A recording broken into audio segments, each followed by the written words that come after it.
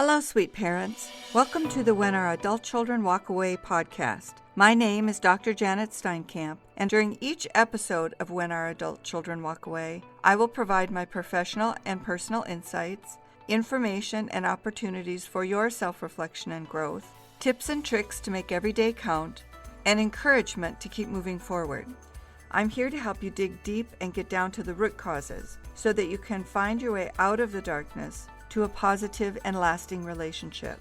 Grab your notebook and a pen, settle into your favorite chair, and let's get to it. In this episode, we are honoring our fathers, the dads of our children, and most likely our estranged adult children. When I use the term estranged, I'm talking about any relationship that falls on that continuum of estrangement. If you are not familiar with that, please go back out and listen to the podcast episode about the continuum, or you can jump over to the website whenouradultchildrenwalkaway.com and look for the blog specifically written on the continuum of estrangement. My preference would be that you go look at that blog because the actual estrangement continuum is right there for you to look at. Dads, we are taking some time today to talk about why adult children cut off their fathers. Why do they pull away from their dads? What are the common reasons that they tell us lead to estrangement? This is not gender specific, and the information comes from research within the last 10 years. So it's fairly recent information. And I know that this is difficult to listen to. If you're listening to this podcast, it's most likely that it's because you're struggling with some degree of estrangement. The pain and the isolation, the disbelief, the guilt, all of the emotions that come with estrangement are so raw and real. I want to acknowledge that. And dads, please know you're not alone. There are over 68 million people in the U.S. alone that have some degree of estrangement in their family. And that's just the U.S. This podcast is listened to in 50 countries. So you are definitely not alone. It doesn't make it any easier. It doesn't make the pain any less intense. It's only to say people just are not talking about it. So please know you're not alone. I know it takes courage, and I appreciate that you have joined us to listen to this podcast episode. So let's dig into this. Why do adult children cut off their dads? So here are 5 of the most common reasons that they tell us. That there's some kind of unresolved childhood wound, some kind of emotional neglect, or some kind of harsh discipline.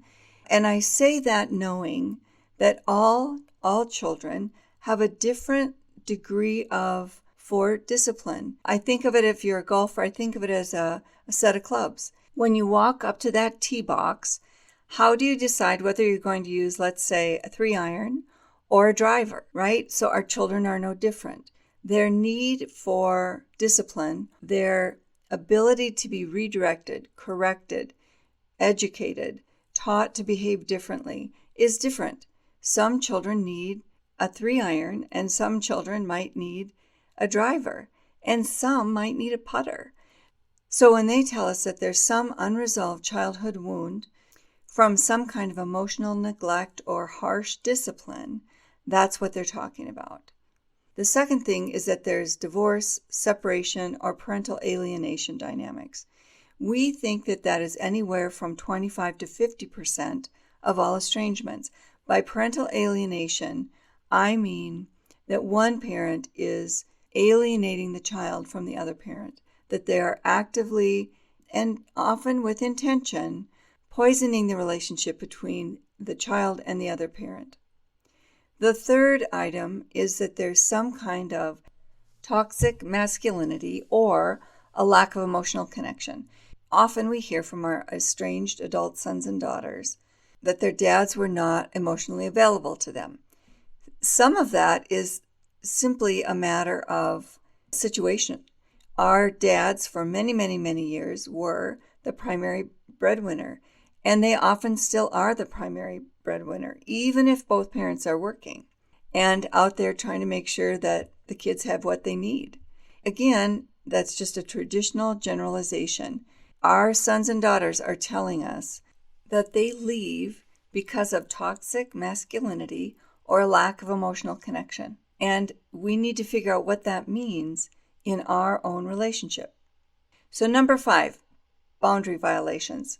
Dismissing feelings, controlling behavior, giving advice where it's not invited or wanted. They need us to recognize and honor boundaries. A good example would be, this is not uncommon, I hear these stories from dads. Before they were married, before the adult child was married, the dad would go over to their place, wherever they were living, and would fix things. And then when there was a marriage and they tried to go over and fix things, it was unwelcome, rejected, and seen as a boundary violation. So the rule changed, but dad didn't expect it, didn't anticipate it, didn't understand it. So once we figure out where those boundaries are, when they change, what the change is, then we need to honor them. We need to modify our behavior to respect those boundaries. So how do fathers typically respond to these 5 items? And why it may not work, right? So a typical response might be defensiveness, something like, I did my best, you don't understand, I did what I could with what I had, I was working full time.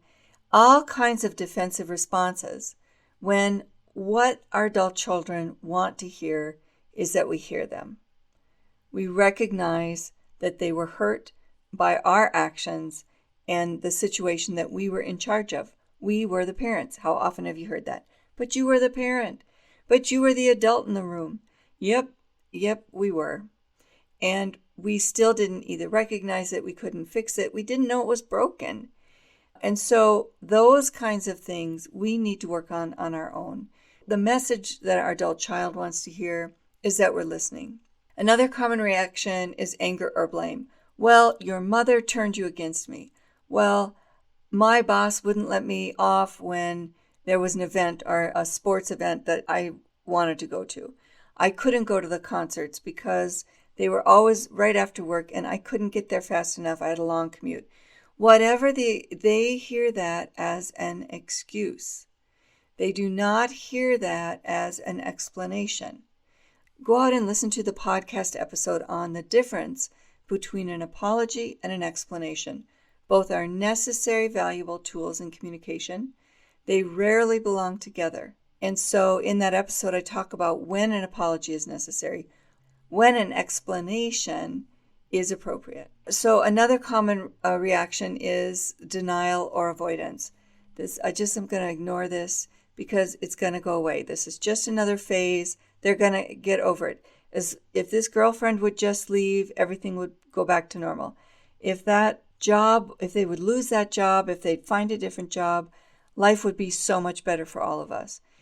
Those are denial or avoidance decisions, choices, messages. Instead, we need to look at, okay, this is what we have.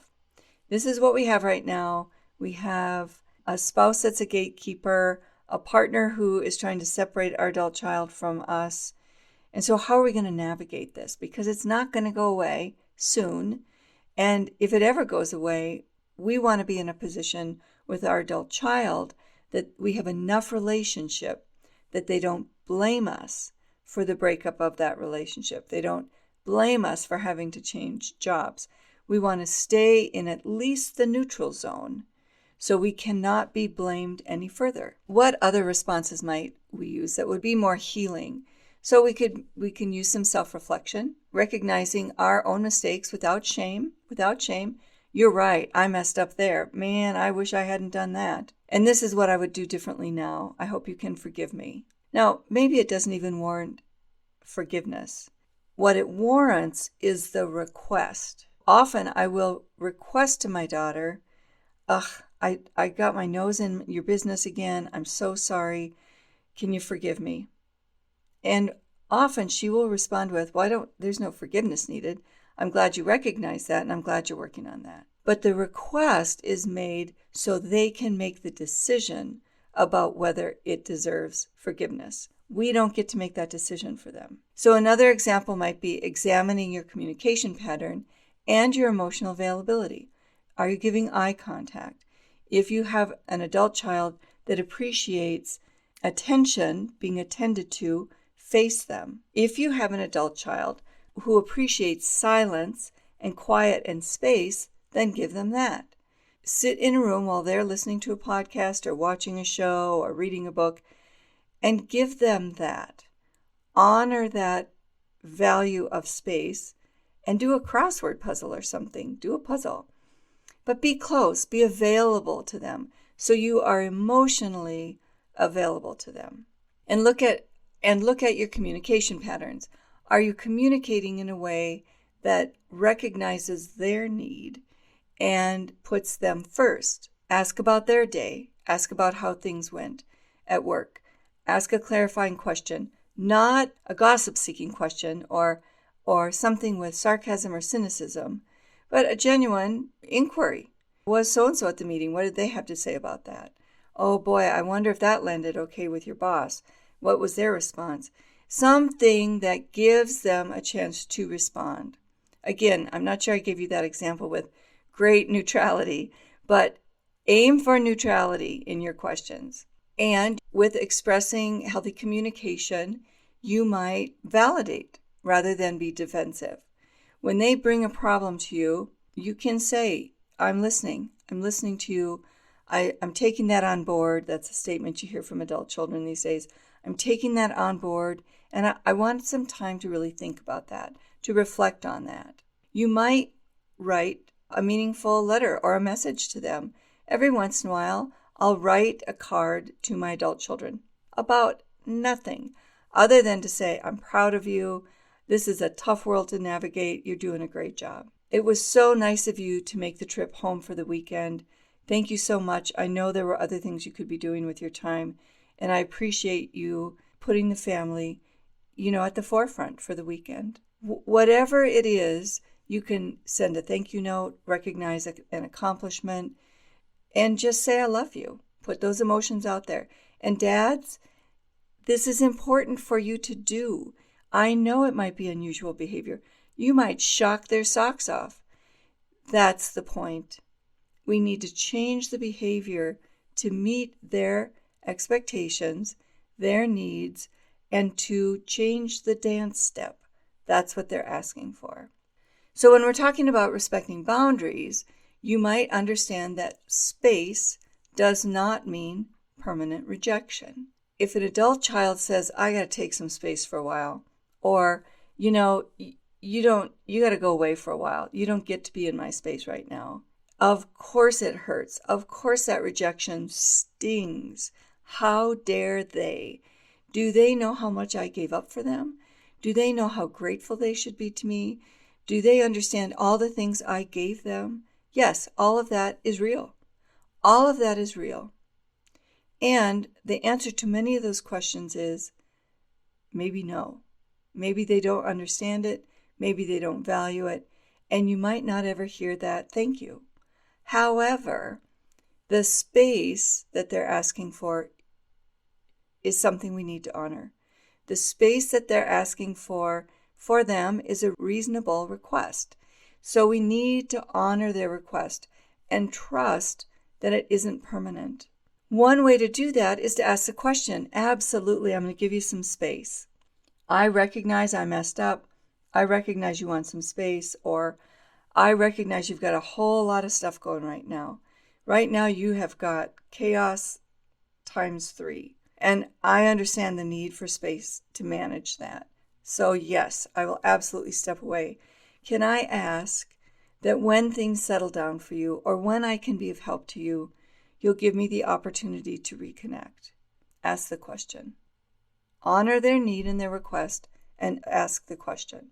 See what the answer is and respond accordingly, with respect, with self-reflection, respecting boundaries, recognizing their needs, and making sure that you know if you can reach out again. So maybe the request is something more like this. Yes, absolutely. I understand why you need some space. I understand, and I will honor that request. And I'm wondering if you can give me an idea of when I might be able to reach out again. Can I check in with you in a month or two?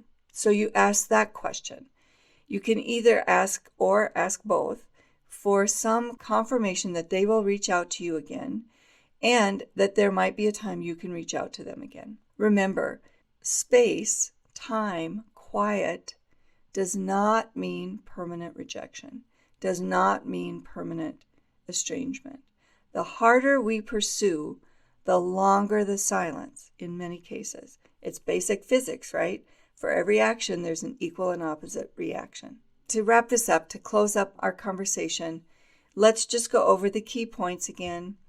The reasons that adult children cut off their dads is often because of unresolved childhood wounds, where there's some sort of emotional neglect or harsh discipline that didn't align with the child's needs. Maybe you have divorce and parental alienation issues in your relationship that need to be addressed. Maybe there's toxic masculinity or lack of emotional connection. Adult children might be saying that there's a perceived or true lack of effort or support in adulthood. And boundary violations. We need to remember to respect and honor and recognize when the boundaries change and how we need to adapt our behavior. I want to encourage you to go over to the whenouradultchildrenwalkaway.com website. Look for the classes on these same topics. I'm putting out 2 episodes for the dads in honor of Father's Day this spring. And I've created 2 classes for fathers to enroll so we can dig into this deeper. These are small classes, 12 seats available. When they fill up, I will add another section. I want these to be small so we can have some conversations and not feel threatened, to really talk about what we are concerned about, what we think we need to do differently, and talk through some strategies. I want to invite you to listen to additional podcast episodes. Go read the blogs. I have some additional resources on my website, some great books that you might consider reading. Subscribe, please, and make sure you're leaving comments either in the fan mail or through the Connect with Dr. Steinkamp feature on my website.